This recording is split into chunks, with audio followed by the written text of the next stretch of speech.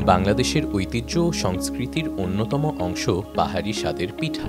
সেই সংস্কৃতিকে ধারণ করে গত ২৩ জানুয়ারি বুড়ো বাংলাদেশের প্রধান কার্যালয়ে আয়োজিত হল পিঠা উৎসব ২০২৫।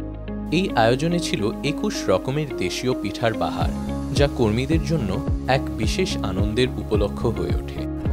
প্রধান কার্যালয়ের খাবারের বুথ সাজানো হয়েছিল গ্রামীণ কটেজের আদলে, যা পুরো আয়োজনকে আরও আকর্ষণীয় করে তোলে।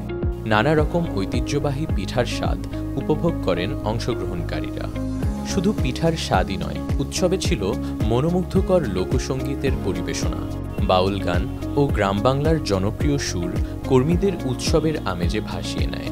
কর্মীদের আন্তরিক অংশগ্রহণ ও আনন্দঘন পরিবেশে দিনটি হয়ে ওঠে সত্যিকারের মিলনমেলা।